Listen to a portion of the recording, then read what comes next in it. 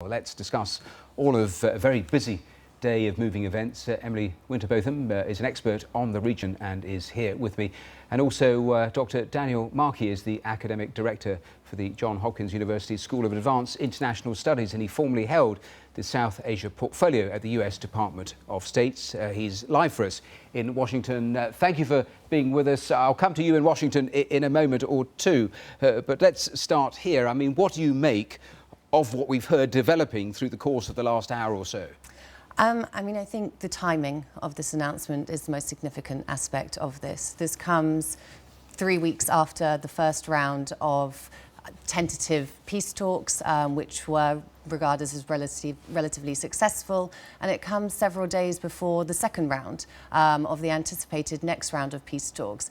So I think it's really about why now? Why announce that Mullah Omar is dead now? Especially since the reports are he's actually been dead for 2 years. So what is your gut feeling on that in terms of answering your own question, why now? My gut feeling is that this is an attempt to disrupt the nascent and very fragile peace process that has started to emerge. There are spoilers on both sides of the conflict, on the Afghan government side, but also on the Taliban side.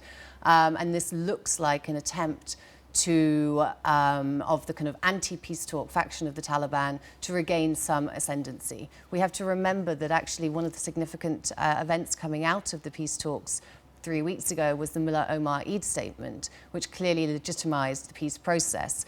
At this stage, if Mullah Omar is actually dead, it begs, calls into question the legitimacy of that statement itself. Yes, it does, and I'll perhaps return to that. Dr. Markey, to you there in Washington, do you share that analysis that we've just heard?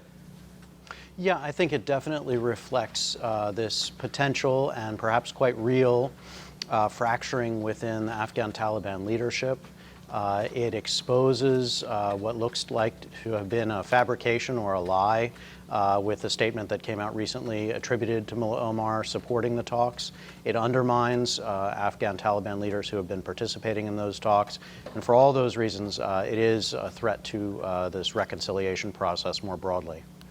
What about the embarrassing questions that it obviously throws up? And most pertinent to that is that you have the Afghan security officials saying that he actually died in a hospital in Pakistan. So you have Osama bin Laden, who turns up in Pakistan. You have Mullah Omar, who turns up in Pakistan. How damaging is that?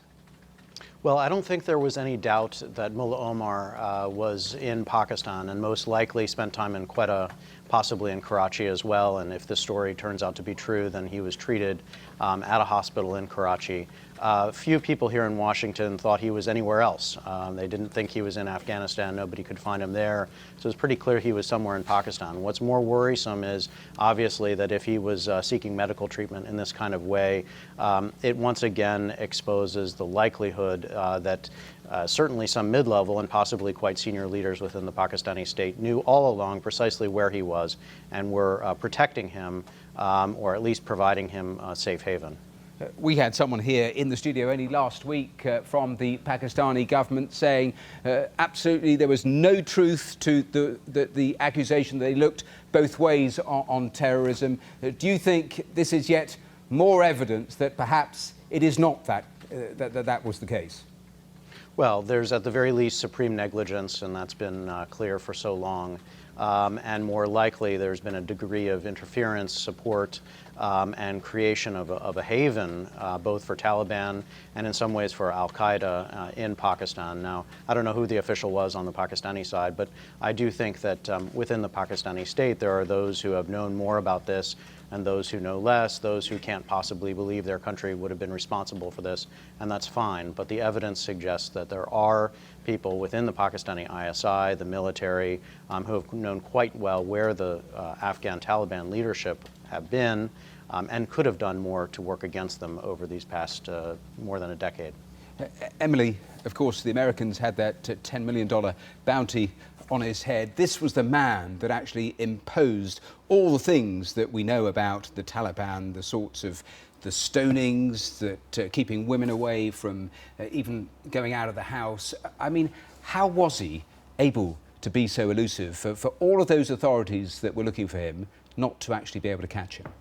I mean, I think I would agree, with the comment from Washington that this points to a degree of at least tacit awareness at some levels of the Pakistani government that Mullah Omar was actually in Pakistan during the time. And a very, very complex interrelationship between the different militant groups in the region. It's not only about Mullah Omar being there and the Taliban, but there are other networks which all look out and support each other, many of which are also existing in Pakistan, or at least up until recently before the military surge. What about who is currently running the Taliban? Because if this report is accurate, that he's been dead for 2 years, presumably that transition has happened. We've seen over recent years probably the most extreme violence that we've seen since 2001 and the years after that, with the Taliban able to launch attacks right there in the heart of Kabul. What does it say about the succession that perhaps has already happened? Yeah, I mean, I would imagine if they've known about this for the last 2 years at least, if it's 2 years, the succession has already been planned. It depends whether this is a reactive moment now, whether this has actually been a deliberate leak by the highest levels of the Taliban movement, deliberately to then try and position themselves in positions of power, or whether this is actually an attempt by a rival leader, potentially challenging the eminence or the rise of the deputy leader who currently is speaking on behalf of Mullah Omar. So it would be very, very interesting to see how the Taliban responds to this in the coming days and whether they actually identify the next successor. Let me just turn back to Washington, a final word there. Dr. Markey, I mean, how should Washington play things as we stand now with this news developing? Well, of course, very carefully. There's always been a sense here that these talks with Afghan Taliban leaders are very fragile. And this will only reinforce that sense.